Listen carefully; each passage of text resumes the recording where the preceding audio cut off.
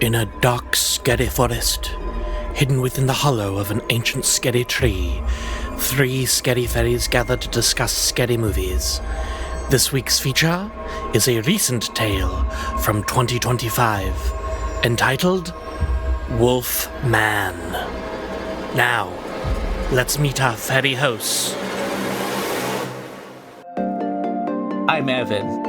If you're raising my kid, you better be a wolf man and not a wolf boy.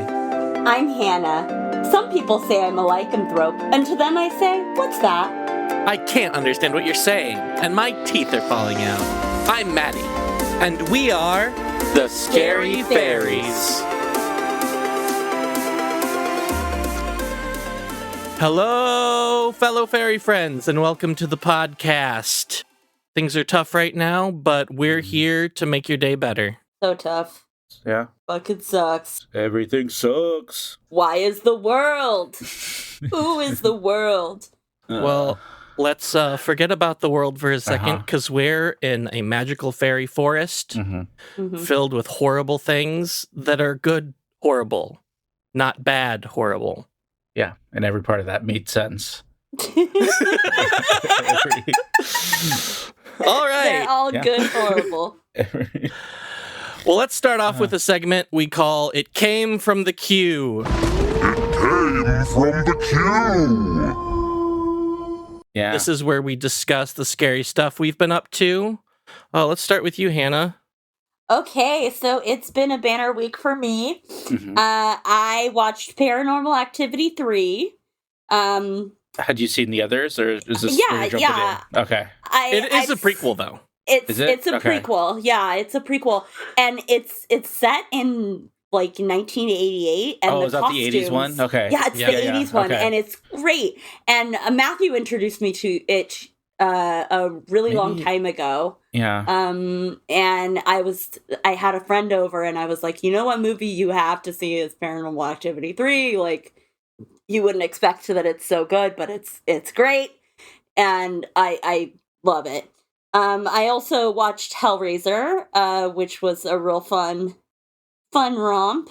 I had seen that one before too, but 2 that I had not seen. Unfortunately, I had never seen 7, and we went and saw it remastered on IMAX, and that was fantastic. Screamed a few times in the theater. Did spoilers for 7? Like, how much did you know going in? Like, was any of it a surprise in terms of? No, I know. I mean, the cultural reference of 7 is so strong. Like, I knew. I knew that there were going to be 7 deadly sins and people murdered, according to them. I had some favorites. What was your favorite and least favorite? Spiritually identified with the man that ate so much spaghetti that his stomach ruptured. Yeah. I really am on the same page as him. Yeah. I feel that gluttony. And duder that woke up. What's the sloth guy? Sloth? Oh, horrifying.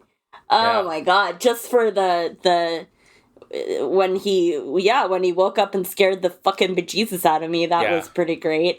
I already knew what the ending was going to be. And so, it didn't surprise me too much, but I really liked it, so I know the cultural reference. And then the last movie that I saw was Mad God, and I was just kind of tooling around on Shudder. And it's a weird stop motion, sort of claymation, sort of sculpture movie that's really gooey and icky and doesn't have a lot of dialogue. And it seems like it's kind of about hell and this giant machine that is operating hell. It's pretty intense. It's really good. So, Evan, what do you have to report? Yeah, not a lot. I watched a couple movies to kind of prep for this week because I realized I hadn't seen a lot of werewolf movies, actually. So I watched randomly the movie Cursed by Wes Craven. Terrible movie. Yeah. But fantastic. Yeah. A werewolf gives the middle finger in that movie. Yeah. Oh, okay. It's the team that does Scream, so you'd think it'd be better, but it's real all over the place. It is kind of gay, so that's kind of fun. There's a whole kind of gay subplot in it. But yeah, overall pretty terrible, but kind of a fun, trashy watch at home. Yeah, but that was pretty much it. How about you, Matthew? What have you watched this week? Well, I saw Seven with Hannah. Mm-hmm. I've seen it before, but never in a theater, and it looked great on the IMAX. The 4K restoration was really good. Maybe I'm older, but I feel like I'm seeing the cracks in that movie a little bit more. So I still love it, but I saw a little bit more of like the plot holes and just like the convenient coincidences that happen throughout the movie. Mm-hmm. So maybe that's just because I'm more jaded than when I initially saw it. It's still a banger. Brad Pitt's super fucking hot in it. He's so hot in that movie. Yeah, he's pretty fucking cute. And I love the ending. I also saw a movie called Getaway, which is relatively new. It stars Aisling Bea and Nick Frost. And Nick Frost also wrote it. Nick Frost from Shaun of the Dead and Hot Fuzz. Uh-huh. It was okay. Not great. I wouldn't necessarily recommend it. It's very British European. It's almost like a comedy Wicker Man. Okay. I liked a lot of the ideas in it. There's a twist that I liked, but it just didn't have the right tone, I thought, for what it was trying to do. I thought it should have committed more to the comedy. It wasn't as funny as it should have been. I also read Dark Ride Volume 1, which is a comic about an amusement park that is created, it seems, by someone who struck a deal with the devil. Oh, and people start going missing in the park. It's fun. Mm-hmm. In preparation for the movie this week, I watched The Wolfman 1941 with what's his name? Lon Chaney Jr. Right? Yep, that's him. And it was good. I was kind of surprised. It's super short. It holds up. Yeah, it holds up. It's 70 minutes long. It's depressing. Yeah. I really liked it. Nice. All right, now let's move on to Similar Screams, which is where we discuss other movies like the one we just watched. Today, we will be discussing a werewolf movie, so let's talk about werewolf movies. Uh-huh. What is everybody's favorite werewolf movie? Let's start with you, Evan. Okay, so I'm going to right away cheat, and you're going to be mad at me. Because, again, I realized I hadn't actually seen that many werewolf movies, and you posed this question to us to get ready, and I was really struggling, and I watched that Curse to be like, oh, is this good? I watched Teen Wolf as well, which, is a lot better, obviously, but also not kind of my speed. So I'm going to zag, and because I don't have any other answer, I'm going to reference the movie Turning Red, the Pixar movie, which is absolutely a cheat, and I acknowledge that, but it's about as close as I can think of to a werewolf movie I like. So it's Cursed. Yeah, I guess by default it's Cursed. But I'm gonna say Turning Red is my favorite werewolf movie, even though it's a rare panda, basically. I think that we can count that. Yeah, it's a were movie. Yeah. The themes are there. That's what it's about transformation and two sides of yourself. What all werewolf movies are kind of about. And it's really good. Watch it. I have watched it. It's great. Watch it again right now. How about you, Matty? What is your favorite werewolf movie? Well, I had to think about this one because there's a lot, but I went with Ginger Snaps, which is a movie about two sisters. Mm-hmm. One of them starts turning into a werewolf, and they deal with it together. It's a really awesome movie. I like that movie a lot. Yeah, highly recommend it. If you haven't seen it. There's a sequel. I haven't seen it, but I'll watch it someday. Love Ginger Snaps. Hannah, what about you? Really like American Werewolf in London. I know it's a kind of a quintessential classic. Quite good. I like the body horror of it. I like that in the beginning it's sort of a comedy, and then it just like shit gets real pretty fast. Yeah, and then it's like a straight horror movie after that. I really like that. So one of my faves in terms of werewolf movies. Yeah, actually, haven't seen it. I know. You should, Evan. Yeah. It's very good. You should have watched that instead of Cursed. I should have, but we made choices, and we live with those choices that we make. You could have asked us for recommendations for what you should. No, I'll never will. I never will ask for help. Help. Okay. No, I'm an independent woman. I don't ask for help. I have done the horror maze for American Werewolf in London at Universal. The year I went to Halloween Horror Nights, one of the mazes was the Werewolf in London, and that was really good. You have to, did they spoil the plot? Theater. It's hard, probably, because you kind of walk through. There's like the transformation scene where he's like, an actor's on the floor, like screaming and turning like half into werewolf. There's like, you had to like walk down like a movie theater, like aisle, and that was really cool. The set that they put together for that. So the scene where someone's turning into a werewolf, that's an actor. They're not like projecting that. That's an actual person. It was like a person. Yeah, that was like in like prosthetics on the ground, like screaming. For my memory, so that was cool. And like, there's a scare where like a car almost hits you, and the lights are. They do one of those like haunted house scares where the headlights are suddenly on you and the horn goes off. So that made me jump. So that's my full experience with that movie. All right, let's talk about some other werewolf movies.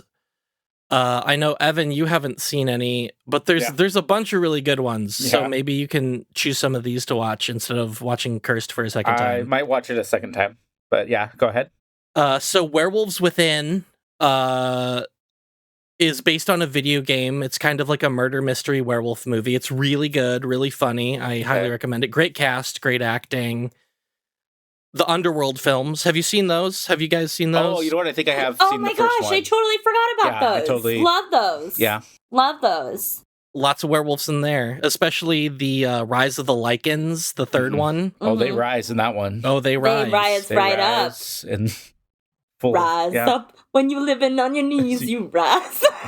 Anna, we cannot afford that. No, we can. We can afford it. It's a parody. Just a little bit. When you're a werewolf on the street, we just got to change the lyrics slightly. When you're a werewolf on the street, you rise up. There's a French werewolf movie called Le Pacte de Loup, or Brotherhood of the Wolf. I've seen that. Not that great. It's kind of boring. It's like, is it horror? Or is it like, when is it from? It's not really anything. Okay. It's like a weird French navel-gazy sort of. Yeah. It was supposed to be like the French have made a great action horror movie and everybody go see it, and it was really boring. What is it from? Is it like pretty recent, or when is 2008 maybe? Okay. Like, is my guess. The aughts. Okay. Yeah. Yeah. It's not good. A good one is The Werewolf of Snow's Hollow. That's a really weird movie, but I love it. I forget the filmmaker's name, but he's great. I follow him on Letterboxd. He makes really strange movies, and this is one of his best. Is it related to the Golden Girls or the Gilmore Girls at all? That's where they live, right?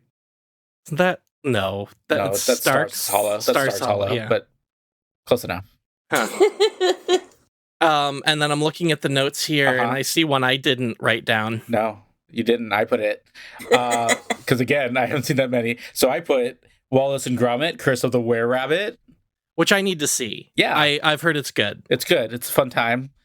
This week, not horror film related, but I saw at the Egyptian, the Vengeance Most Foul. They did a screening of that for free, so I got to watch that at the Egyptian Theater in LA, which was really cool.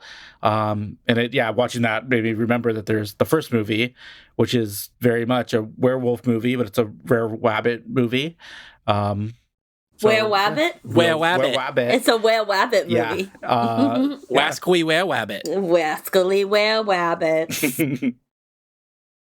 And then, another one I just thought of that I've seen is Werewolf by Night, the Marvel thing. Oh, Oh, good call. Yeah. So I've seen that. So there you go. Maybe that's my favorite. More than Turning Red? No. I don't think that movie's better than Turning Red. No, it's not. It's not. If we're going to let me keep Turning Red. I think you should. Okay. You won. You should. Good. Okay. I can stop arguing with myself. Yeah. Okay. All right. Is it game time? Oh, yeah. Hello, fairies. I want to play a game. So this week I put together the game. This is our new award-winning game called Howl at the Moon, or Hopefully Soon. So what this game is going to be is I'm going to list an actor, and you two are going to tell me if they've played a werewolf in a movie or television show, or if they haven't, and I wish they had or wish they will soon. All right? Hopefully soon. So Howl at the Moon or Hopefully Soon. All right, so we'll start with Jason Bateman. Howled at the Moon. Oh, so Matt, you say Howled at the Moon? Yeah, and Hannah said hopefully soon. Yes, he has Howled at the Moon in Teen Wolf 2. He was in the sequel of Teen Wolf. They couldn't afford Michael J. Fox, or he didn't want to come back. Are you tracking points for this? No, but I can. You better track points for this. Okay, Matt. Okay, yeah. Let's see. Do you want me to track the points? Yeah, sure. Because I will cheat. Okay. No, I'll track the points. I got it. I just got to do the math. All right. Second one, Anna Paquin. Oh, Howled at the Moon. You both get a point. She has played a werewolf in Trick or Treat. That's right. Yeah. Did we watch that together, Hannah? We did. Yeah. That's right. That's why we both knew. It was in our subconscious. Jeff Goldblum. Has Jeff Goldblum Howled at the Moon? Hopefully soon. Hopefully soon. Correct. Hopefully soon. You were trying to trick us with The Fly, weren't you? He's done similar things. But he has not been a werewolf. Judy Greer. Howled at the Moon. Howled at the Moon, yeah. Correct. She has Howled at the Moon in the aforementioned Cursed, with some of the worst CGI you've ever seen as she turns into a werewolf. Oh, yikes. It was pretty bad. But a fun performance, because we always love to see Judy Greer show up. Kate Blanchett. Hopefully soon. Howled at the Moon. Hannah gets the point. It's Hopefully Soon. She has not played a werewolf. She has played Tar, but not a werewolf. She's played a vampire. She played an elf. Yeah. She played an elf. She played a vampire. She needs to play a werewolf to complete the trilogy. Sarah Michelle Gellar. Oh. Buffy herself. Howled at the Moon. Hopefully soon. Hannah gets the point. Oh, damn it. Hannah gets the point. In apparently a short-lived TV show called Wolfpack that I'd never heard of, but I don't think that's real. It's real, and everything I'm telling you is real. Chloe Grace Moritz. Howled at the Moon. Hopefully soon. Howled at the Moon. Matt, do you know, for a bonus point, do you know what movie she held at the moon? I think when you tell me, I will. Okay. Yes, it was in Dark Shadows, the Tim Burton movie. Oh, no, I wasn't going to She's a werewolf in that, apparently. Everyone's favorite movie. Everyone's favorite movie, Dark Shadows. Yeah. Leonardo DiCaprio. Howled at the Moon. Hopefully soon. Hopefully soon. He was just the Wolf of Wall Street. God damn it. Shit. I've seen probably every Leonardo DiCaprio movie. Is that true? Yeah, when I was younger, I was obsessed with Leonardo DiCaprio. You were in a Leo phase? So I've seen all his early movies for sure. Yeah. Like up to maybe like 2010. I've seen all of his movies. Done that many. Yeah, I feel like it's manageable where he's not like a Nick Cage where he's doing 4 a year. Oh, no. You know? But his later career is more stacked than his early career. He kind of like, there's a period in the middle where he didn't do much. Next person, Brad Pitt. Hopefully soon. Hopefully soon. Hopefully soon. He was in Wolves, but he was not a werewolf. Okay. The movie with George Clooney. No? Okay, fine. Wolves? Yeah. They got the Apple movie this year, remember? Nobody remembers watched. that. Nobody remembers that. It's winning the Oscar this year, so you better watch it soon. Wolves? Yeah. Not wolves. It came out in 2024? I'm pretty sure it did, yeah. Okay. And it's winning the Oscar. That's what everyone's saying right now. Steve Buscemi. Hopefully soon. He has played a werewolf. Do you know what movie? He just in general looks like he is a werewolf. That's what I was going off of. Yeah. But he was a werewolf in the Hotel Transylvania movies. Oh, cute. Okay. I did see the first one of those. Yeah. Okay, we'll do two more. Hugh Jackman. I mean, he played Van Helsing. He played Van Helsing. So I'll go... no. I say hopefully soon, yeah. Yes, apparently in Van Helsing, he turns into a werewolf. What? I do not remember this. I thought that might be the case, but... I listen, don't fact check me on any of this, because I was going off of Googling, but yeah, apparently he turns into a werewolf in Van Helsing. And then finally, our last one, Liz Taylor. Get out of town. No way. Hopefully soon. Howled at the Moon.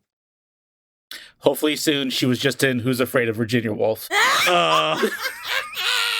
So there's another level to this game where if you can think of what you're trying to reference, yeah, much like the TV show Westworld, there's another level to this game. And that's how we play Howl at the Moon or Hopefully Soon. Yay! All right. Well, are you two fairies ready to talk about this movie? Yeah, let's talk about it. So ready. So we're going to stay out of spoiler territory right now. We're going to just talk about the context of this film. It is, as I'm sure you both know, a remake. Yes. Yeah. And it appears that the first Wolfman movie is the 1941 Wolfman with Lon Chaney Jr. I did see somewhere that was a remake of a silent film, which I confirmed exists, called The Wolfman. However, it appears to just be about an alcoholic man who does not turn into a wolf, and it has been destroyed because there was a fire in a Fox vault in the 1930s that destroyed tons of films, and it was one of the ones that got destroyed. So I don't think there's any way to really confirm what the plot was. One of those lost movies kind of thing. Yep, one of those lost movies. Do you think, was it like in Inglourious Bastard, was it like nitrate film where it went off like it's exactly what paper? happened. Yeah, it's like the most flammable substance on Earth or whatever. Yeah. That's fun. So 1941, the Wolfman series begins with Lon Chaney Jr. as the Wolfman. There were 4 sequels, only one of which has Wolfman in the title, and that is Frankenstein Meets the Wolfman. He was also in House of Frankenstein, House of Dracula, and Abbott and Costello Meet Frankenstein. So that's the original series of Wolfman movies. Part of all that Universal Monster. Yeah, Universal Monster, shared universe, which they were trying to do with the, what was it called, Evan? Dark Universe. Dark Universe, that's right. Which is kind of coming back in the new theme park, which we're all going to go to. Yeah, it's a whole, area, right? Yeah, it's going to be a whole area, and they're calling it Dark Universe, and just the main ride is going to be it's called Frankenstein Unchained or something, but it's all the monsters are in there. And there's these really cool animatronic Wolfman and Creature from the Black Lagoon that you can see footage of. So I'm real excited for that. Sick. Is it going to be like, this is what we were going to do, and here's all the stuff we paid for that we couldn't put in the movies we didn't make? It's not going to be connected to the Tom Cruise failure movies. It's like... But it is, I think, I think the plot of the ride, from what I've read, is like, it's like Dr. Frankenstein's like great granddaughter or something is inviting you to her lab or something. I don't know. There's like some modern plot to it that they've come up with just for the ride and the land in the park. Well, we better go. Yeah, we're all going. Yeah, and review it on this podcast. We will. Yes. So there were 2 remakes of The Wolfman. The first one was in 2010, starring Benicio del Toro. That film was called The Wolfman, and Wolfman was one word, as though it were a last name. Yeah. Wolfman. Gregory Wolfman was his Gregory name. Wolfman. Benicio del Wolfman. I was hoping that the character in that movie is named something like Gregory Wolfman. Yeah. And they're like, Gregory Wolfman, can you help us find this Wolfman? Yeah. It couldn't be him. Yeah. I haven't seen it. Have either of you seen it? No, that was like in that weird late aughts, terrible. They kept trying with the monster movies and none of them worked. Yeah. So I feel like they did like 4 like Dracula weird prequels or sidequels or, that weren't directly connected, but none of them worked. Talking about Dracula 2000? There's that. There's like that Dracula Untold. There's like 4 of them, isn't there? There's like a bunch of like those weird, like, we're going to take another stab at it. Pun intended. The second remake is the movie we will be talking about today, which is the 2025 remake, directed by, I think his name is Lee, but when you spell it, Leigh. That's Lee. It's Lee. Yeah. You're spelling it wrong. Oh. It's like Jeff. It's Jeff is not spelled with. There's no G or O in Jeff. It's not Geoff. Geoff.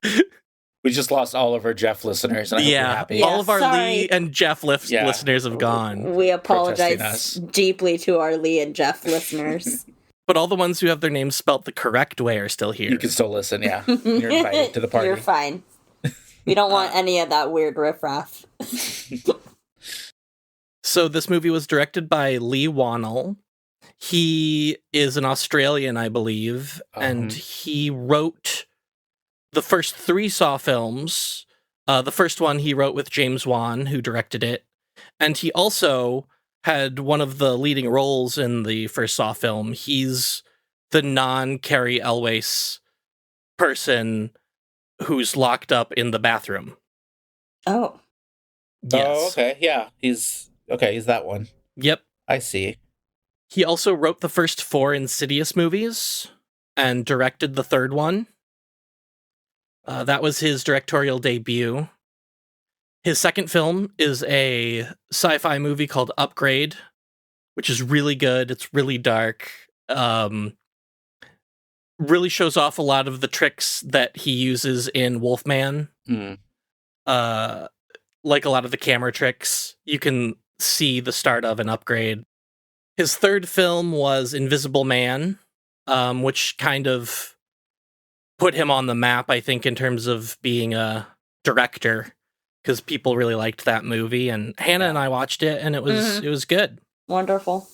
Yeah, and is that 2018? Is that right pre-pandemic, or was it right after? It was like 2020, so it was like mid-pandemic. Yeah, that's right. Okay, I think it got stalled because of the pandemic. Like, it would have come out earlier had the pandemic not happened. Yeah.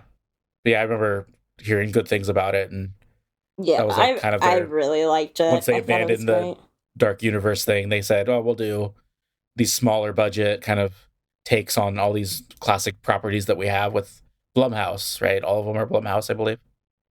Yeah. Yes. Universal with Blumhouse. Yeah.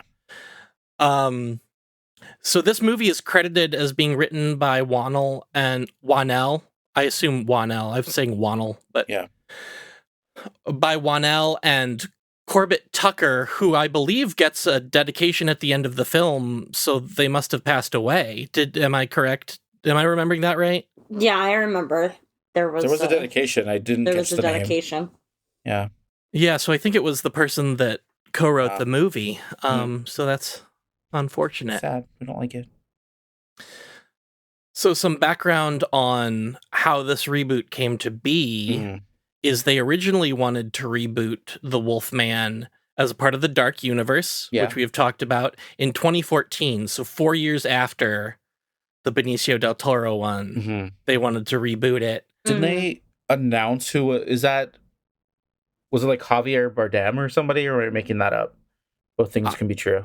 I believe you. So yeah, because they remember there was that poster or that promotional image of them all in like It looked like a Vanity Fair shoot where they were all just in chairs, and it was like introducing the Dark Universe, and it was like Tom Cruise and Russell Crowe, because he's actually in the Mummy as Jekyll and Hyde. Like they had cast like the main monsters, and they had this whole like Marvel-esque plan of like, they had a here's whole our plan. next movies. Yeah. Oof. And it completely fell apart because the Mummy was terrible and nobody watched it. They Exactly. had to be like, just kidding. We're not doing that anymore. So this original idea got put on hold because The Mummy was a big old box office bomb. Poo-poo. Yeah. However, Wanell's Invisible Man did really well and was critically acclaimed. So Universal was like, hey, maybe let's do more monster movies like that, as you mentioned, Evan. And this is interesting. Universal accepted a pitch for a Wolfman movie from Ryan Gosling. Oh. And he was set to star in it. And the director was going to be A Place Beyond the Pines director, Derek Cianfrance, however you say his name. Apologies to the director. And that was set for a while. But in 2023, that director dropped out. And Gosling dropped out as an actor, but stayed on as executive producer.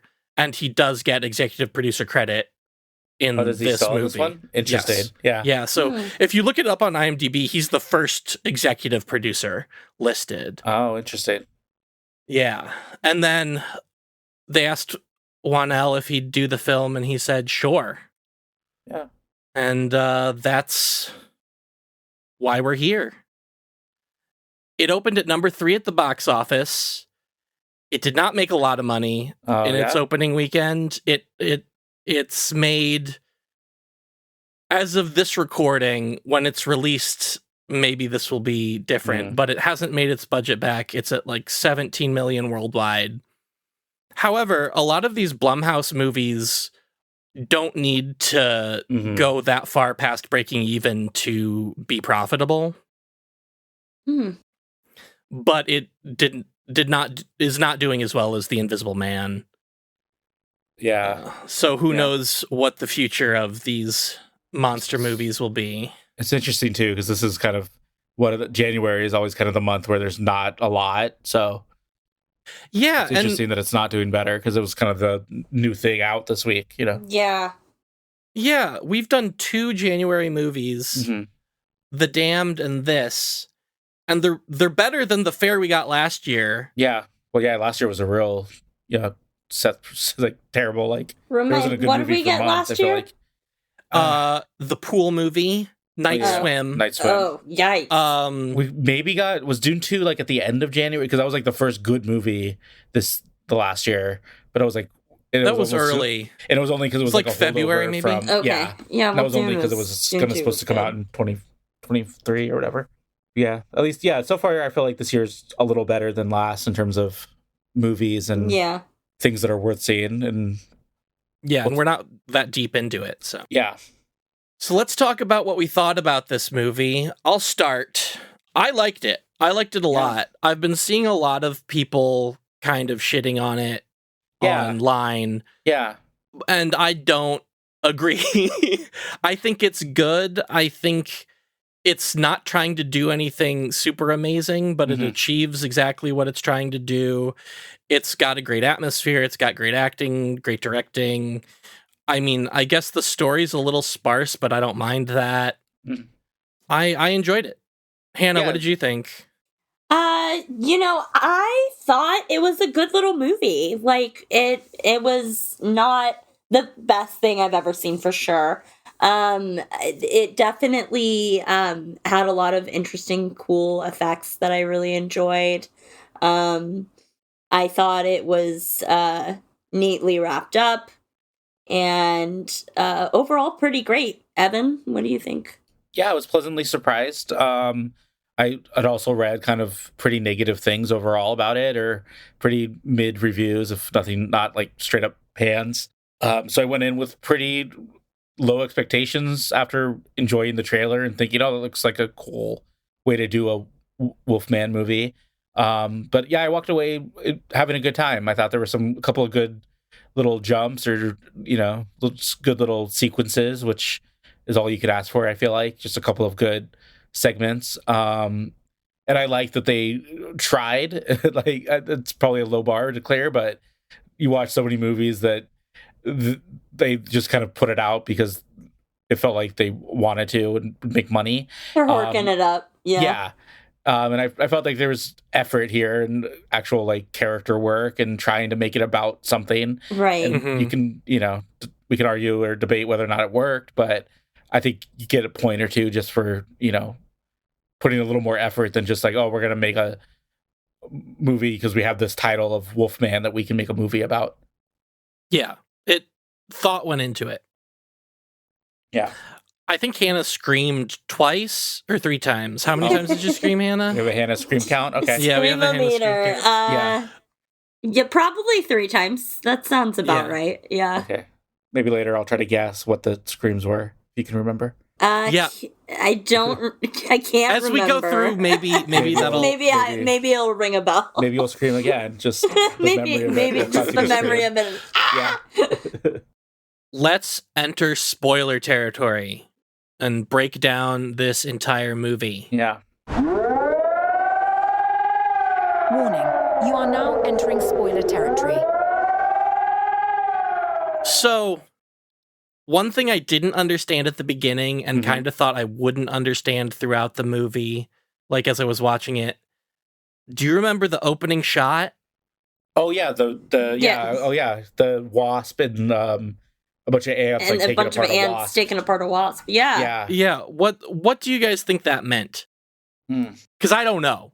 Yeah, I did. I kind of forgot about it, but I sort of forgot about it too. But I did have that thought as soon as it came across the screen, and now you're reminding me. Yeah, I definitely think it might be about like the infectious nature of the kind of the Wolfman virus and how it. I don't know. I don't think it means that much. I think they tried. If anything, I mean, because later I wondered that when it came up, and then there's the sound design of the spider we'll talk about, and how I loved that. Yeah, we'll talk about that. Insane. And so both were kind of loud in that way. So maybe that's what they were setting you up for, is teaching you like, oh, here's this heightened sense thing, because it was the ants were being loud in a way where the sound design was really amplified. Yeah, or maybe it was just about the brutality of nature. I don't know. Because when I saw it, I'm like, I wonder if that's going to actually like make sense at the end. And at the end, I was like, nope, not to me. Not really. Yeah, it wasn't an obvious. Yeah, not super obvious. But after that, we start at a farmhouse and get some text on the screen about how a hiker went missing in 1995, and that the locals have this superstition that hiker got infected by something in the forest and became something I've been trying to remember. What do they call werewolves in this movie? The face of the wolf, right? Face of the wolf, yeah. But it also mentions that native peoples also have a legend, and they call it this word, meaning face of the wolf or something. Yeah, I don't remember what the word was. Face of the wolf is what I was looking for. I did not expect you two to remember the indigenous word. Sounds like you're disappointed in us. Yeah. I can hear your disappointment. I'll do better, and all I can do is try to be better next week. I'm really sorry. Just try. Just be better. I'm trying. Just be better. I really want it. I wish I could remember. So we get that set up, so that's fun. Then we start getting taken around the farmhouse, and it's very Doomsday Prepper. Yes. Yeah. Bars on the windows, bright, what are they called? The lights. Floodlights. Yeah. Its own generator, which is pretty crazy. Yep. Yeah. Yeah, they're very isolated. Very middle of the woods. isolated. We can do everything for ourselves. And they call it a farm. I didn't see what they were farming, though. If anything. Same. Neither did I. It seemed more like a ranch, but... We meet a little boy named Blake, and his father, who's very militant. Yeah. they go hunting. Mm-hmm. Blake goes off to chase a fawn because they're hunting deer. And he sees a wolf man. Yeah, he sees a figure that He sees, A face wolf, a wolf face. What did you say it was? Wolf I need to write face of the wolf. Face of the wolf. Face of the wolf. You know what? I'm not going to write this down. My goal for this episode is to remember face of the wolf. The face of the wolf starts chasing them after Blake's father catches up with them, and they get chased up into it's like a deer hide. It's like like a where you scope out deer when you're on a hunt, basically. Exactly. And I read online it's called a hunting blind. Yeah, deer blind is what they call it. Deer Right. blind. Yeah. Really, I thought a really effective sequence. You know, they go up in this hide. And the sound design is really good in this movie, where you can hear the twigs breaking. You can hear something in the woods. It kind of sounds like a bear, maybe, but it sounds like 4 different animals that you've never heard before. But it just sounds like bad news. And then they do kind of the Jaws thing of not showing you the monster, which is always, I think, the smart choice. Yeah. You just kind of see his breath, which I thought was really cool. Love that shot. That. Yeah. You see the breath coming up, and then it cuts to a shot of them, and then you see the breath coming up behind them. Yeah. It moved that fast. Yeah. Really scary. It's really cool. Yeah. Anyway, they're able to get out of the situation. And later that night, Blake discovers his father on the CV radio talking to someone basically about how these creatures are real, and they saw one, and it seems like his father is like trying to hunt down this creature with some other people in the area. Yeah, it seems like there's kind of a network of these hunters that have doomsday people that want to find the infected face of the wolf. The face of the wolf. Then we cut to 30 years later. We meet a grown-up Blake. Where is he? San Francisco, baby. Hey, he is. I immediately thought of you two, because you're Bay Area-ites. Did you relate to this movie more because you're coastal Bay Area elites? No. Okay. No, honestly, a source of ire for me was like no one with a writing job in San Francisco would be able to have an apartment like that. Yeah, they're both writers. Yeah. And they're both writers, and one of them is unemployed, so presumably they're on one income. And it's always the problem of I'm worried for their finances. So I'm like 99% sure that when they cut to him, he meets his wife. I'm pretty sure that's LA. I think that might be LA City Hall. I might be wrong. I didn't look up where they filmed it, but immediately I was like, that's not San Francisco. Well, I asked Hannah after the movie if she thought she knew where they shot most of the movie, which is like out in the woods. And it appears from the credits that it was shot in like Scotland. Oh yeah, they got like a Scotland tax credit. Yeah, or like New Zealand. It was New shot Zealand. New Zealand and Scotland. Yeah. They shot in two different countries that weren't America. Yeah.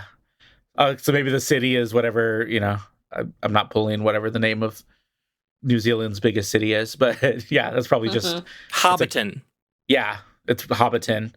Is New Zealand's biggest city. Biggest city. Well, that's the smallest city, actually, Matthew. They're very small, the hobbits. That's offensive. Well, we're going to get canceled by hobbits now. This is our last episode because of that, Evan. Oh, boy. What have you done? So we meet Blake and his daughter Ginger in San Francisco. And then they go home and we meet Ginger's mother and Blake's wife, Charlotte. Yeah. Who is, one of those people who's super into their job, and her and Blake are obviously not at a very good spot in their relationship. This didn't work for me, I want to say. Yeah, I was a little confused by it. I thought for sure when they get to the house, I thought, is she like the stepmom? Is she a new mom? Because he's so close to the daughter, right? The first scene is them walking down the street and he's protecting her. We should say probably like his dad's really when he's a child, his dad's kind of borderline abusive. He's just very militant and very. I mentioned that a little bit. But he, juxtaposed against it cuts to the scene with his daughter, and he's very like gentle parenting. He's very like, let me talk to you about why I don't want you to do these things. And he apologizes for getting mad. Yeah, which I was like, oh, he didn't even get that mad. Like, you don't have to apologize. Yeah, it's fine.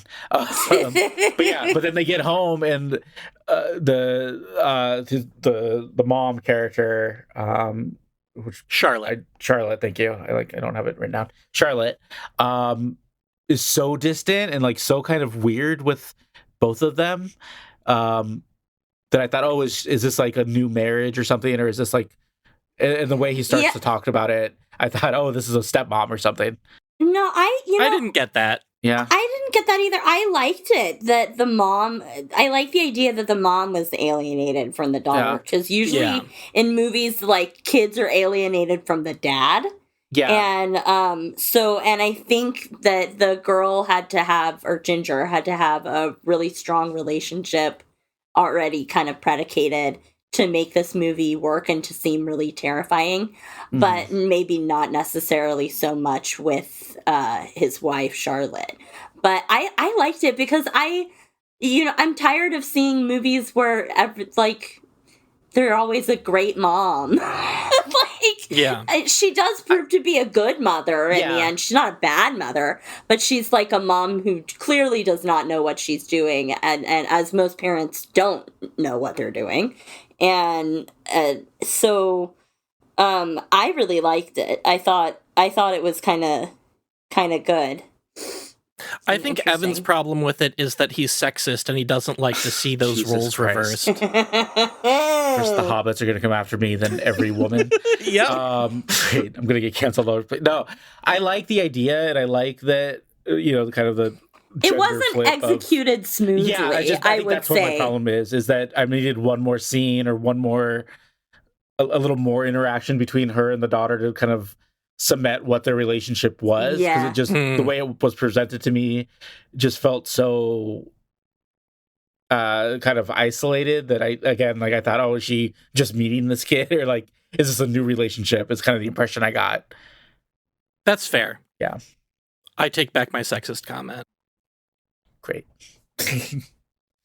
So Blake finds out that his father is declared dead. Declared because they haven't found a body. Right. And it seems like it's been a while. Like they mentioned, it's been like maybe a couple years or something. Yeah. How long do you have to be missing before they declare you dead? Are you asking for any particular reason, or I don't know? Just making plans? Just making some plans. Yeah, I don't. Is it 7 years? Oh, maybe we can Google this, and I thought in the movie it was 5. Yeah, I thought the dad had been missing for 5 years. Okay, I could be wrong. Oh, there is like a 7-year rule apparently. So yeah, maybe it is 7 years. According to a quick Goog. Yeah. Okay. But yeah. Anyways, but I thought they did a good job of not having terrible dialogue of like over explaining things. I thought the way that they, weaved in exposition was pretty subtle. Like that. Yeah. Well, he gets the letter that his dad dies and there are keys in there, and you're like, oh, those are probably the keys to the house at the beginning of the movie. Yeah. And they are.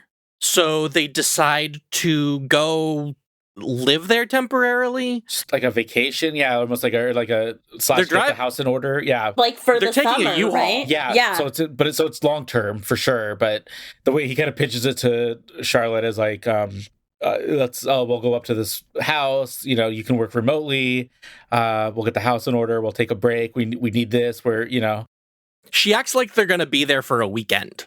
Yeah she acts like they're not staying there at all. He acts like they're moving there, which I think is really funny. That dynamic. So on the trip they meet someone on the road who's in one of the deer blinds. His name is Derek, and he knows Blake from when Blake was a kid. And I don't know, but I think that Derek's father is supposed to be the person that Blake's dad was talking to on the CV about the werewolf. That's what I was thinking too. I would assume that. Yeah, I assumed clearly, that. Or if not, if he wasn't that guy, he's clearly within that circle, the organization. That these guys that are trying to get this monster. Yeah, Derek takes them to Blake's father's house because Blake doesn't remember how to get there. Yeah, because he's like, it's going to get dark and it's going to be dangerous. Let me show you how to get there. Poor Derek does not make it out of that situation. No, he does not. There is a werewolf in the middle of the road, and they swerve off the road and are teetering over a cliff. Derek, for some reasons, decides to open the door and fall onto the ground and break a bunch of bones. Yeah, not a smart move, Derek. Smart. But smooth move, Derek. Smooth move, Derek. Seeing a dude that's not a Derek type, just a silent man in the middle of the road that's just blocking your way, so much so that you veer off the road, is so terrifying to me. I don't know. I do that to Hannah a lot. That's probably why it scares her. In the middle of the road, it does scare me because it was a good jump scare. Yeah, it was a really good jump scare. That was number one. I think probably number one. Was that the first scream? Yeah, and it was quick enough that you really couldn't get a good look at what it was. Like, it was just, it kind of looked like a hairy monster guy, but he was on two legs and standing like a man. Like, I thought it was a really effective, quick, just to give you enough to know that it was fucked up. Not letting you see exactly what it was yet. And I thought the whole U-Haul sequence was a pretty good sequence. I thought it was a pretty tense, situation of they have to climb out. It's very much kind of the Jurassic Park, the car in the tree, but it always works for me. Yeah, I mean, it wasn't exactly Jurassic Park car in the tree. That's one of the most tense sequences ever filmed, in my opinion. Yeah, but it had shades of that. It was good. Yeah, they had to climb out top, and especially when you have a little kid like that, who's this really sweet little girl, his daughter Ginger. That always kind of, I feel like, amps up the tension of let's get this little kid out of here. Kids in danger always makes a movie more tense. I feel like that's one of the reasons that A Quiet Place is so tense, is because there are a few of the main characters are kids. The children, yeah. So they're attacked by a werewolf. They're attacked by the werewolf that was in the road, presumably. Yeah, it reaches through his window at a point and kind of shatters his window / scratches him. Yeah. But they're able to get away. However, the werewolf chases them all the way to Blake's childhood home. They're able to get in and lock the door. And I was thinking at first, I'm like, really, the werewolf can't get in? But I'm like, oh no, he was a doomsday prepper. He's probably like, that door is probably reinforced. There's bars on all the windows. So the werewolf probably wouldn't be able to get in. And that made sense to me. That was tense too. That's always tense. The fumbling with your keys, trying to unlock the door as the thing's running towards you. Yeah. I was like, oh god. Very and then scary. later, there's a sequence when they leave the house again.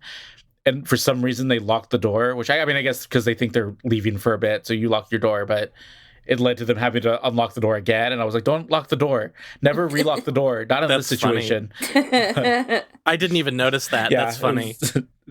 I was stressed about the keys.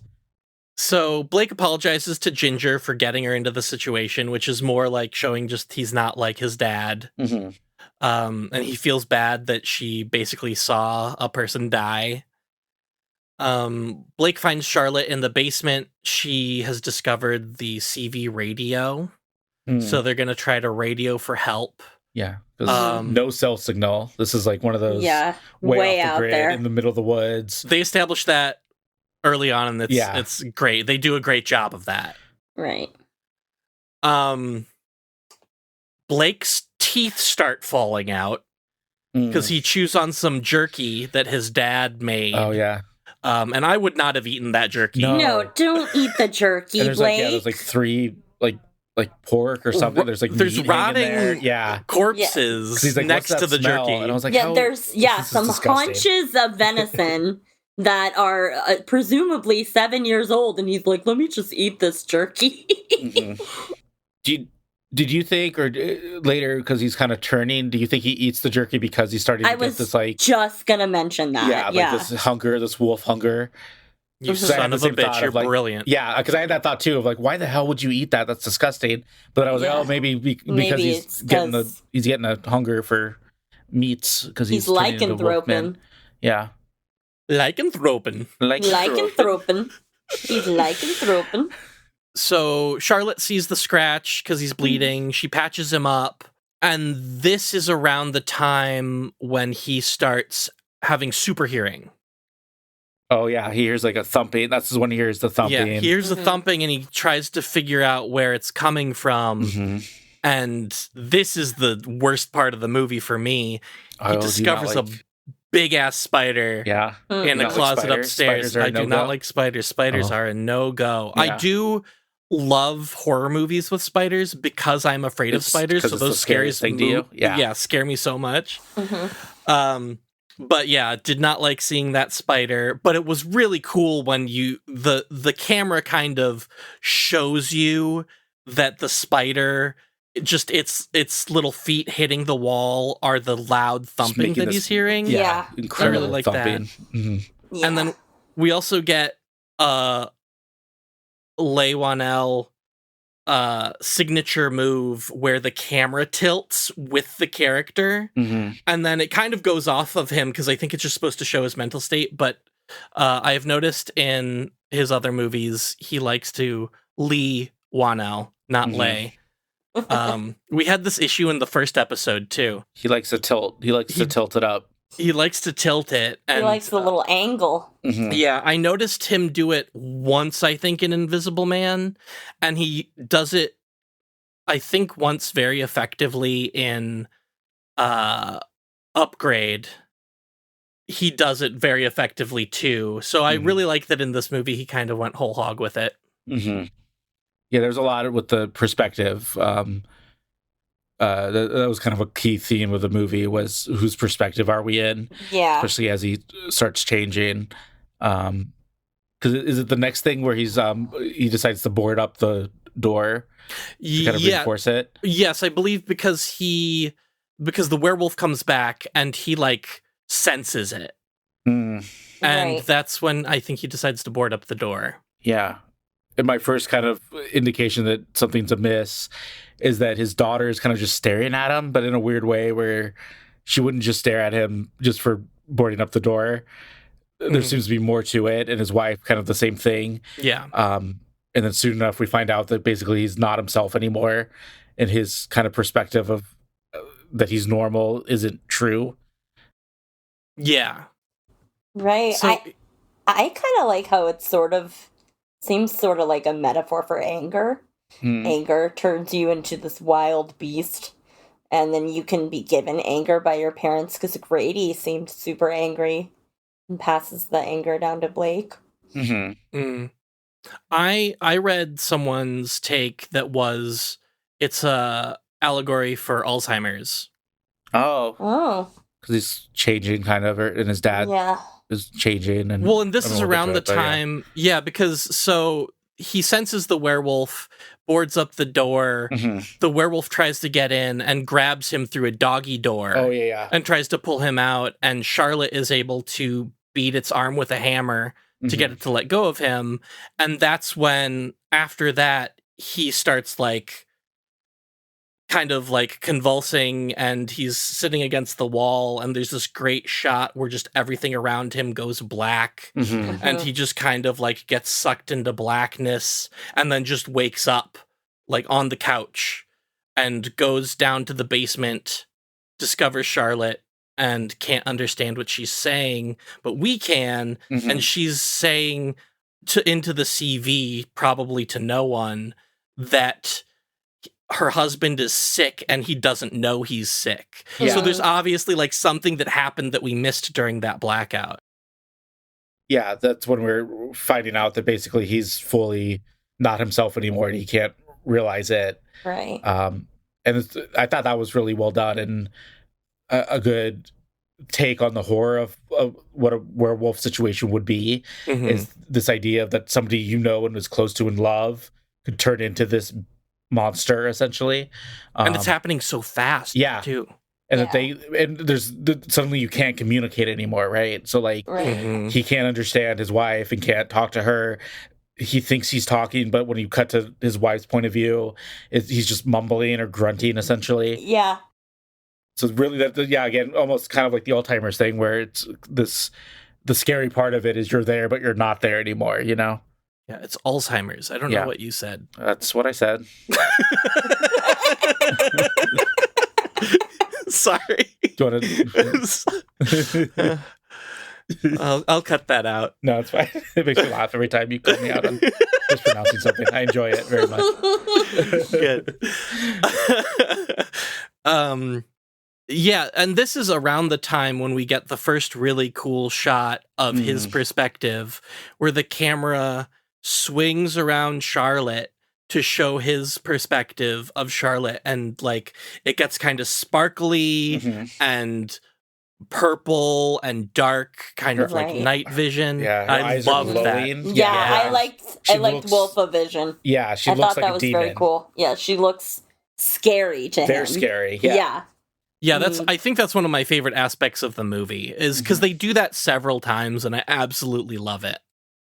And also, he has night vision, or basically he starts to be able to see in the dark because they start to use that where they're in like the basement and it's pitch black when you are in his wife and daughter's point of view, but you go to his point of view and everything is basically blue, like bright blue, and he can see blue, clearly, purples, greens, and their eyes are like bright lights. Yeah.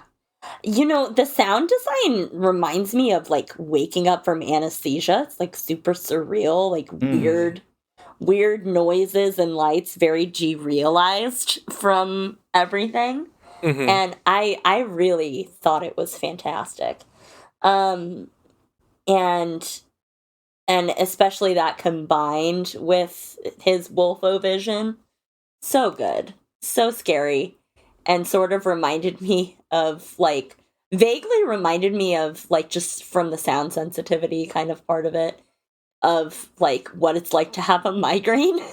A really bad migraine is like that. And, yeah. You, like, can't understand what people are saying and you can't speak English anymore. Well, it's like tunnel vision too, right? From my understanding. Yeah, sometimes you get tunnel vision. You want to kill the people around you. Yeah, want to kill the people around you. Yeah. Teeth start falling out. That's part of it. Pee yourself. No, that's definitely. I think baked into it is this. The body horror of it is very much part of the movie, and oh my god, it's a great piece of body horror. Change, yeah. The profuse sweating, the losing of teeth, boils erupting over the skin, just like kind of that uneven texture of his skin. He looks sick. Real oily. And real oily, sweaty. Yeah. So it's around this time when Charlotte discovers a truck and she's going to jumpstart the truck so that they can go get help for Blake. Blake. Which is questionable decision, but they don't know. They don't know they're in a Wolfman movie. Yeah. I had that thought, but I was like, they don't know they're in a movie called The Wolfman. They're just like, we need to get my husband help. He's sick. Yeah.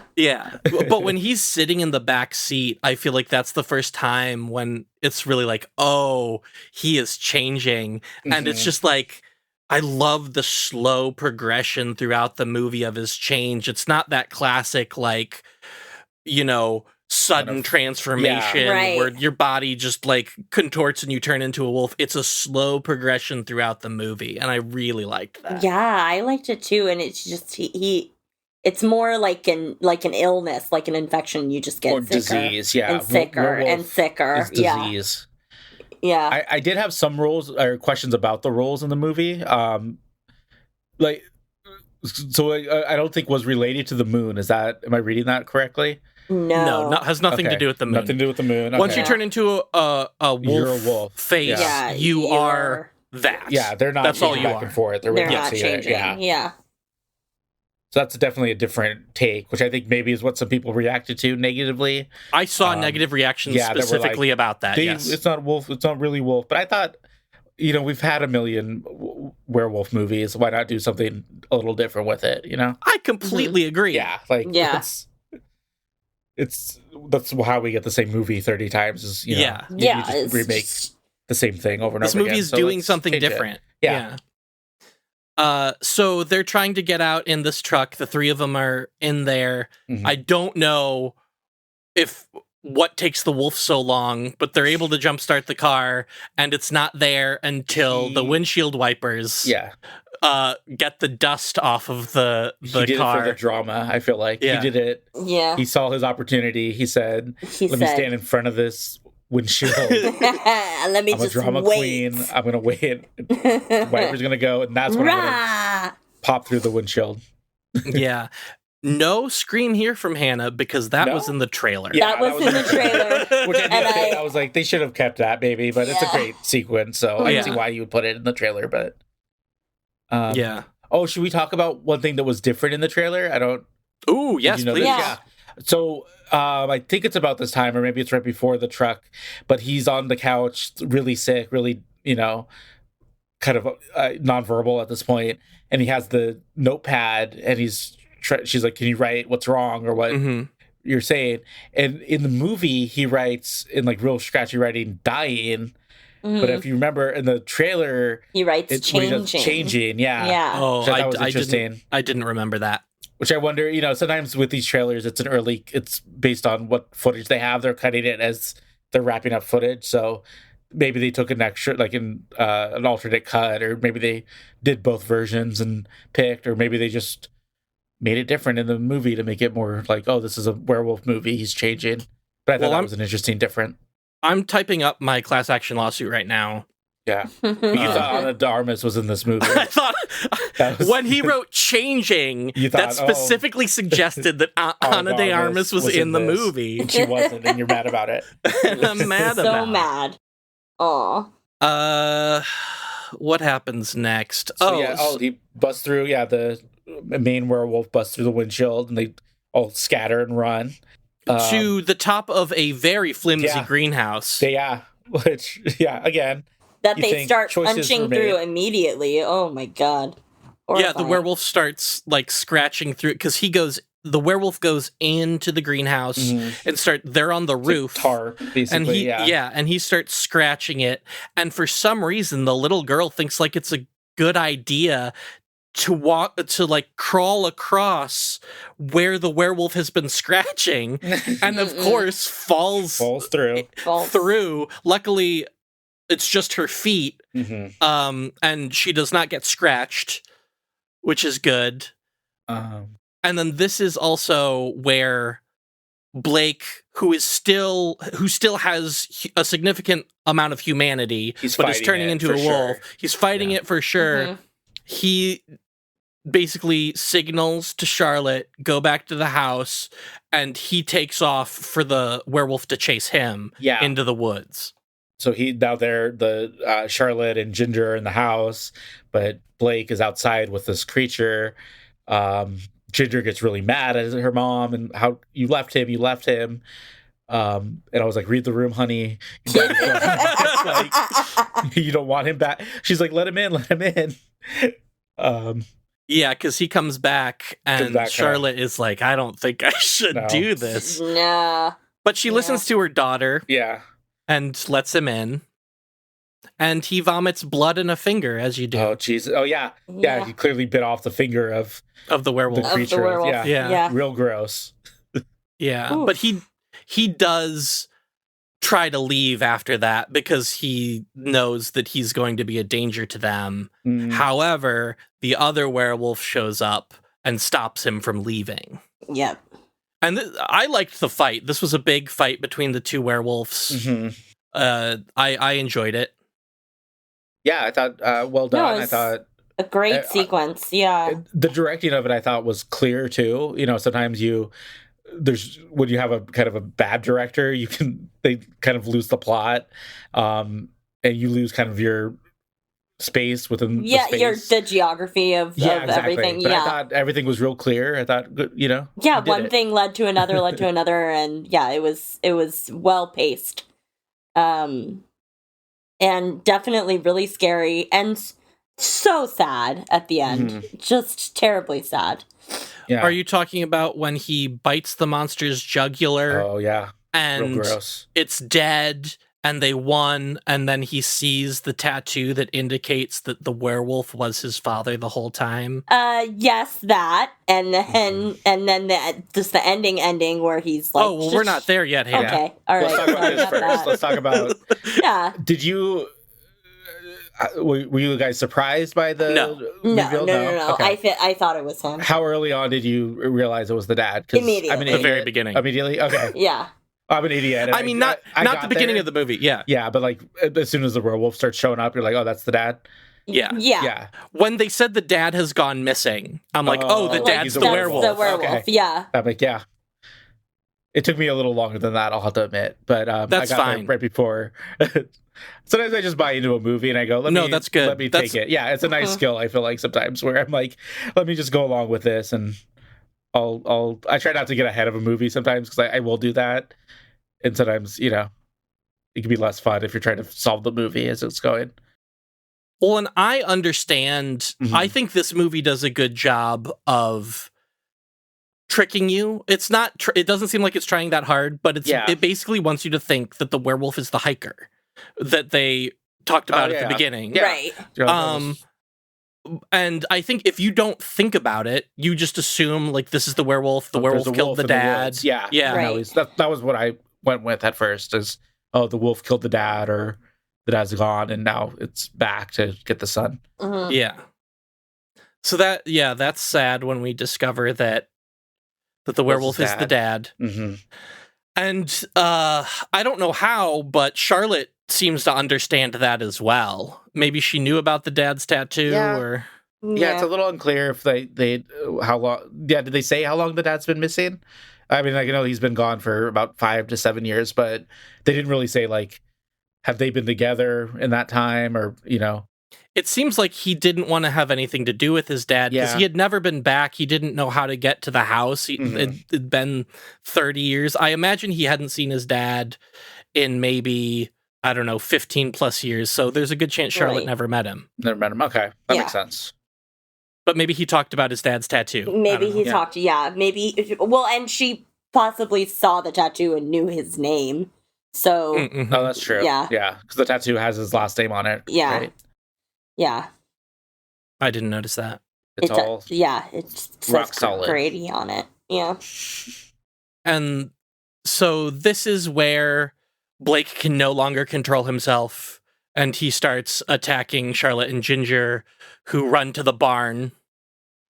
And we see Charlotte kind of form a trap, but we don't know what the trap is.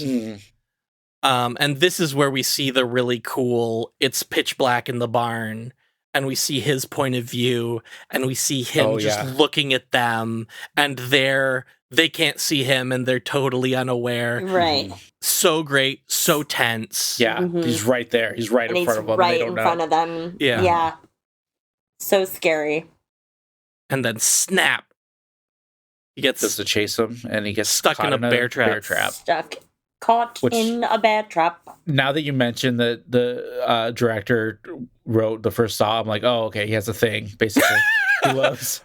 Well, not necessarily, because this is one of the few things that is the same as the original Wolfman. Oh, is there a bear trap in the original? There's a bear trap in the original Wolfman at the very end of the movie. Yeah. Yep. He gets caught in a bear trap. It's very similar. Does he do the same thing to get out of the same thing? Yeah. Yeah. No, spoilers for the original Wolfman. He dies. He dies in the bear trap. Okay. But in this one, he gnaws his leg off. Which was real gross, I thought. Yeah, I loved it. But good. Yeah, it was good, but real gross. Yeah. I was like, oh, he's fully eating his, biting his leg off like an animal to get out of the trap. Yeah, it was great. The special effects in this were great. I also liked that it was how should I put this?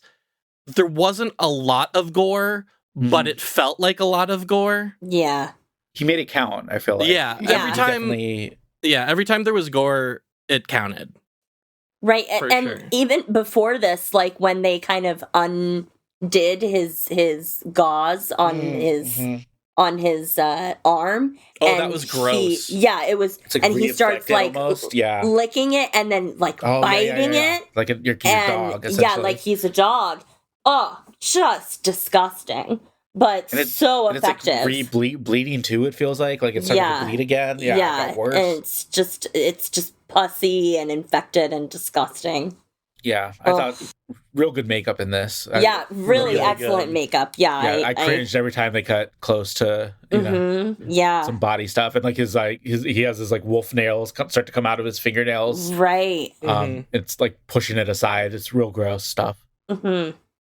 I liked this because the fact that he gnawed his leg off, he had to start running like a wolf. Oh, yeah. So he starts running on all four. fours to chase after Ginger and Charlotte. Mm-hmm.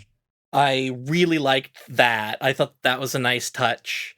And then they discover the same deer blind, Charlotte and Ginger, that Blake and his dad were in the beginning of the movie. And then kind of the rest of the end of the movie parallels the beginning of the movie, where you see the breath come up in the blind. You hear him start to climb the ladder. You see his face peek over a little bit. And we should say, we didn't mention it, but the whole movie, there's this ongoing bit that father and daughter do where he asks her, oh, can you tell me what I'm thinking? You can read minds. That's like your special ability.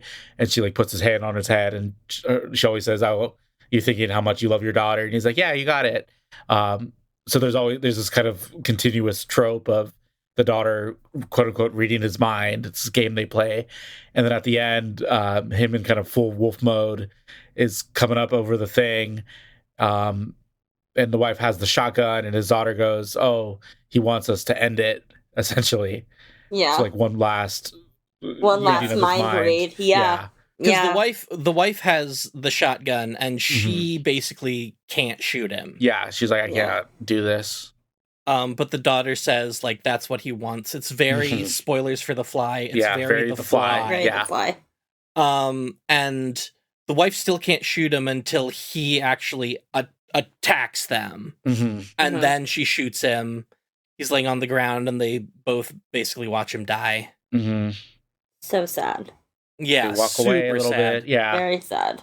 And then they look at the view that Blake and his father looked at the beginning of the movie. Yeah, and he mentions on his pitch to get them up there originally, he's like, oh, there's this valley that's incredible, that's view you'll never forget. Gets old, kind of, yeah. That's the last shot. Yep. The end, everyone. The end. It's gonna be fine. It's all okay.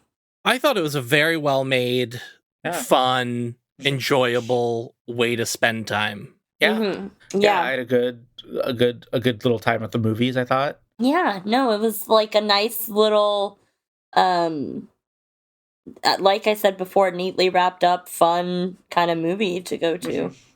Yeah. Well, let's not go to the movies. Let's go somewhere else. Oh. Let's go to Hannah's Costume Corner. Yeah. Hannah's Costume Corner. All right. So the costume designer of this movie, her name was Sarah Boone. Okay, obviously I have something to say about the country girl cosplay that Charlotte wears when she basically knows that she's going to be going to Oregon, to this kind of very isolated place. It seems very intentional that they have her wear this. She's got a flannel shirt tight at the waist, tight turtleneck, and tight high-waisted bootcut jeans, which is very much something I feel like somebody who had no experience with being in the country really would be like. I mean, it's like Urban Outfitters country. Yeah, it's just like, Urban Outfitters country, H&M. But it's for 2 days, and it's in a really nice, like, air-conditioned tent. Yeah. That's exactly what it was. It was total country girl cosplay. And I liked what little Blake was wearing in the very beginning.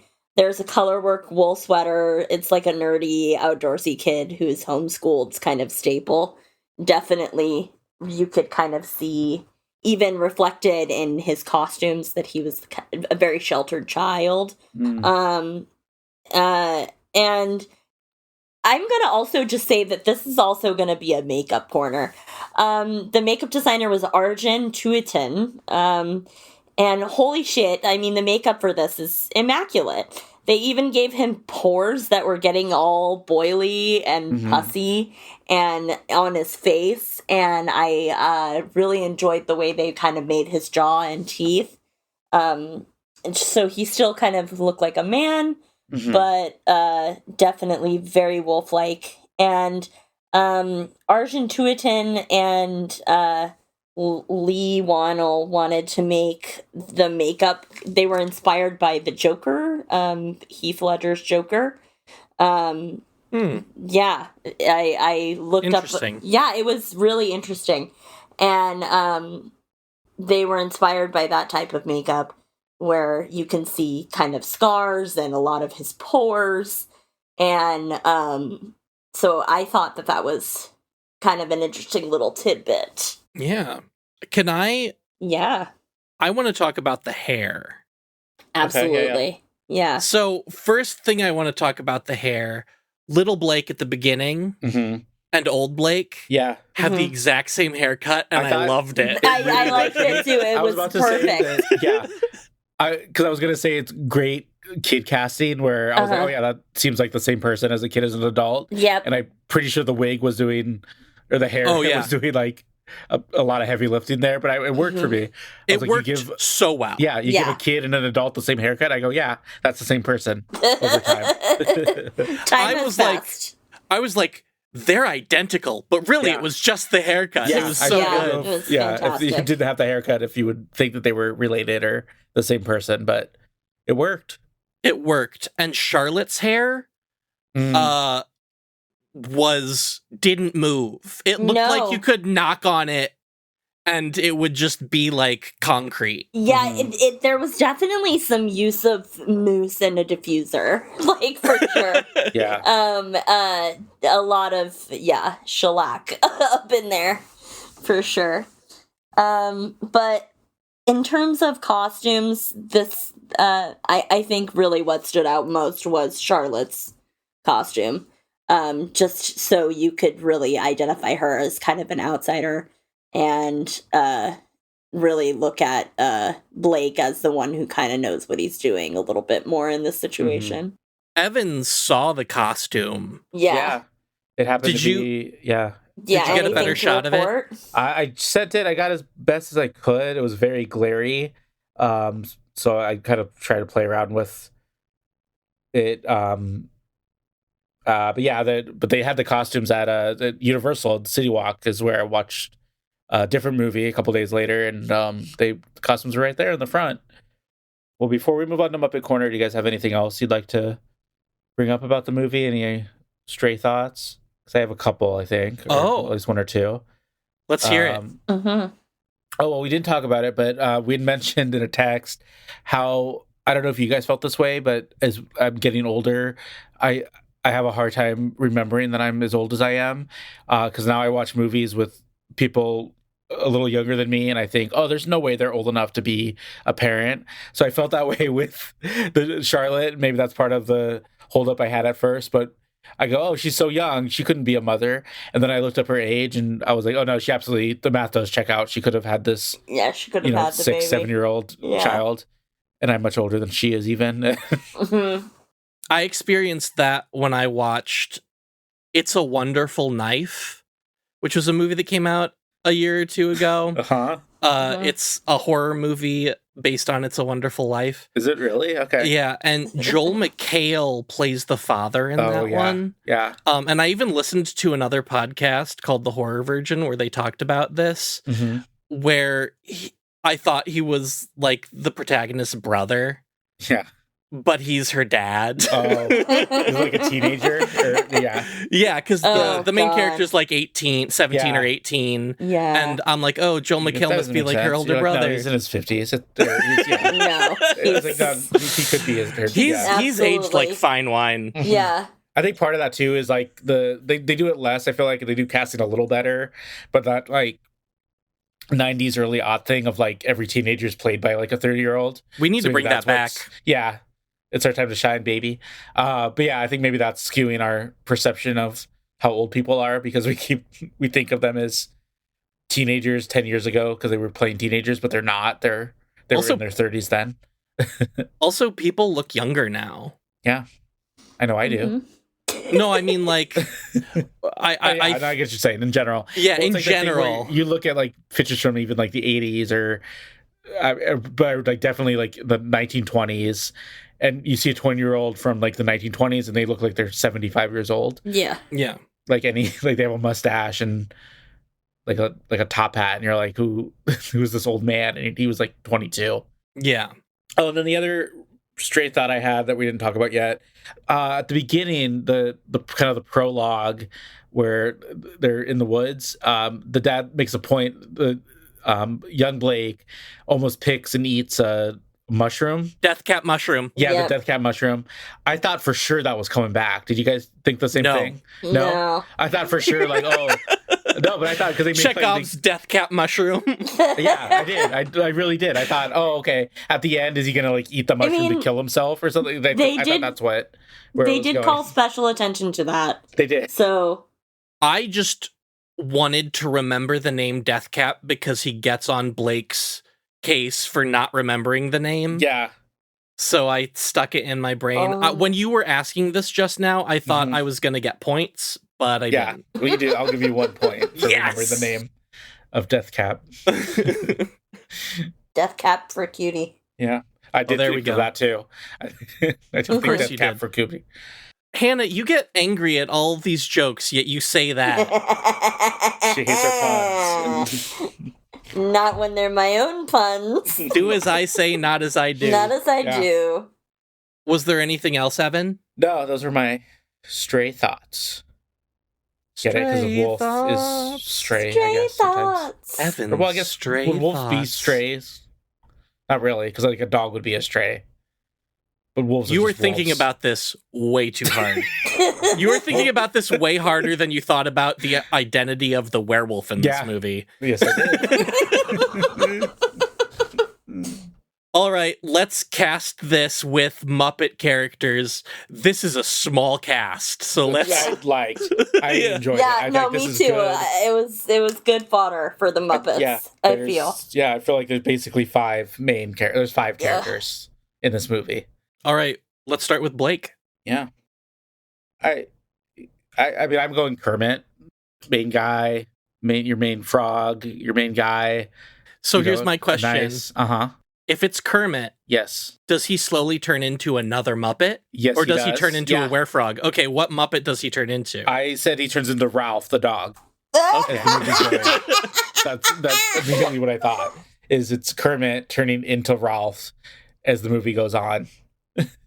Well, I said Kermit turning into animal, but I feel like that's Uh-huh. kind of the obvious choice. But I think those both work. I saved it Yeah. too, though. I saved my animal for a different place. yeah, Yeah, so Rolf and Animal are both good choices, Mhm. I think, for the werewolf part.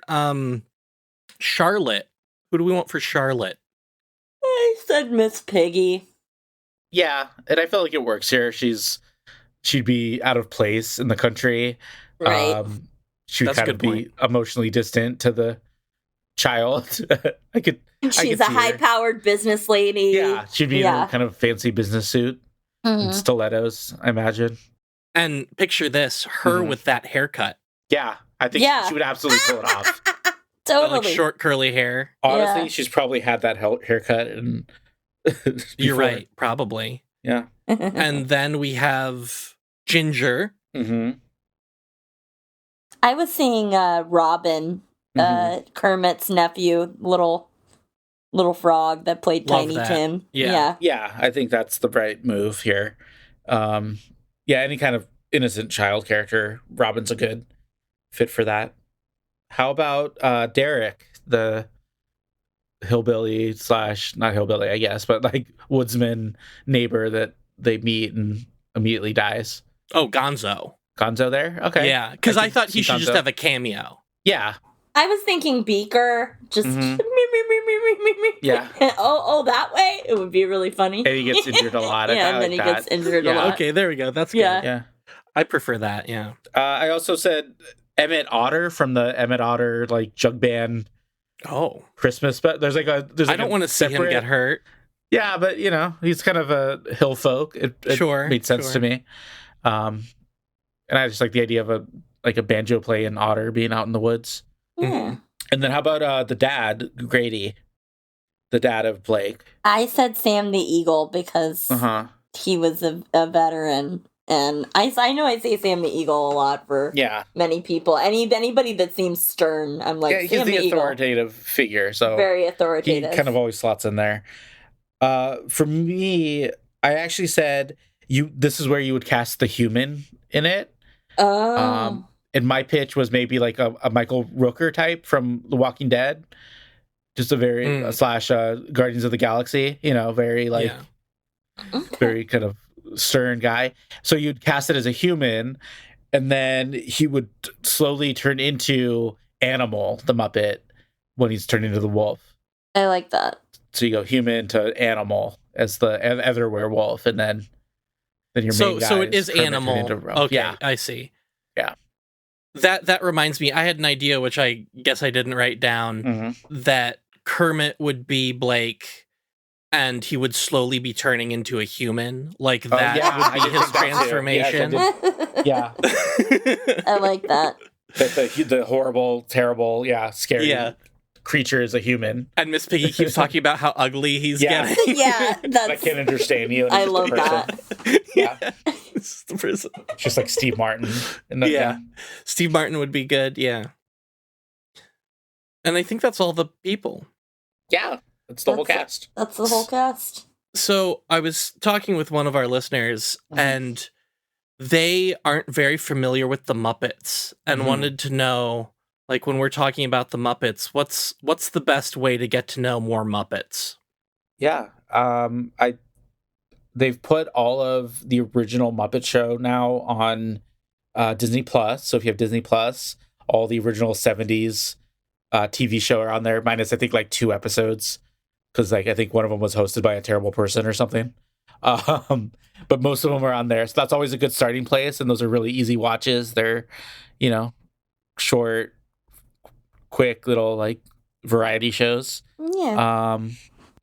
And then if you want to, you can dive into the movies. I think again, some of those movies are on Disney Plus, especially the original Muppet movie. The original Muppet movie. What about like yeah. Muppets Take Manhattan? Yeah, I think you just go through the movies and then you'll get a good sense of who the Muppets are. Muppet Treasure Island. Fucking love that one. Yeah, and then and if you want to see kind of the idea of Muppets being cast in other roles, both Muppet Treasure Island and Muppet Christmas Carol, basically use the Muppets as basically like a repertory cast to fill the roles of this existing work. Great. Yeah. Well, our listeners have some homework to do. Yeah. We'll be grading, so.